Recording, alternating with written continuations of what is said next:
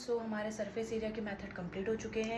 आज जो हमारा नेक्स्ट टॉपिक है जिसका हम लेआउट देखने वाले हैं बेटा, वो है आपका डिराइव्ड प्रॉपर्टीज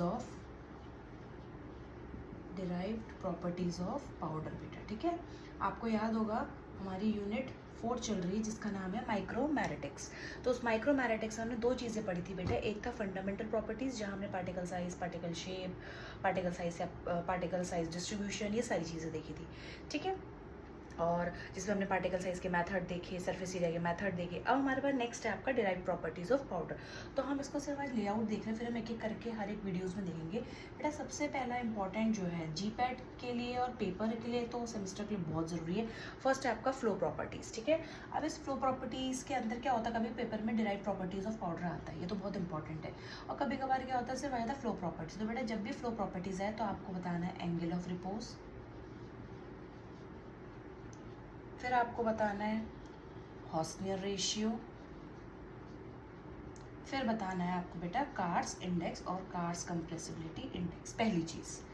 दूसरी चीज़ जो होती है वो होती है बेटा आपकी पैकिंग अरेंजमेंट्स। ठीक है, नेक्स्ट होता है आपका पैकिंग अरेंजमेंट्स।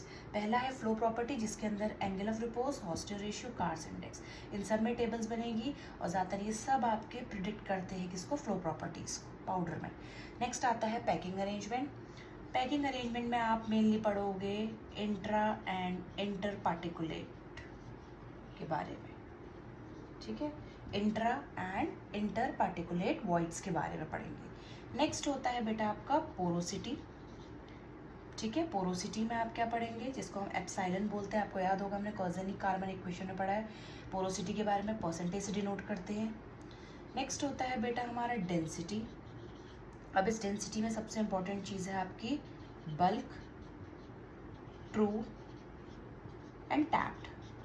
ठीक है, ग्रैनुलर भी होती है बट हमारे पास जो इंपॉर्टेंट है वो true, bulk, tap. Bulk, true, tap आपने प्रैक्टिकल में भी परफॉर्म किए होंगे। ठीक है, तो आपको बल्क डेंसिटी पता होनी चाहिए, true density, tap density and granular density. ज़्यादातर इन सब के हमें क्या पता होनी चाहिए बेटा, फॉर्मूलेस पता होने चाहिए।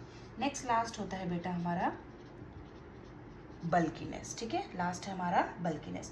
तो डेंसिटी में आपको bulk density, true density, tap density, granular density पता होना चाहिए। और टैप डेंसिटी हमेशा हम टैपिंग डिवाइस से करते हैं जिसको हम बल्क डेंसिटी एपरेटस बोलते हैं, ये आपके लैब्स में होगा अवेलेबल। ठीक है, ट्रू हम कर सकते हैं आपका फाइकोमीटर से और स्पेसिफिक ग्रेविटी बॉटल से। बल्क डेंसिटी आप कह सकते हो आप मेजरिंग सिलेंडर से भी कर सकते हो, और एक होता है स्कॉट वॉल्यूमीटर। तो हम ये पढ़ेंगे, बस आपको एक लेआउट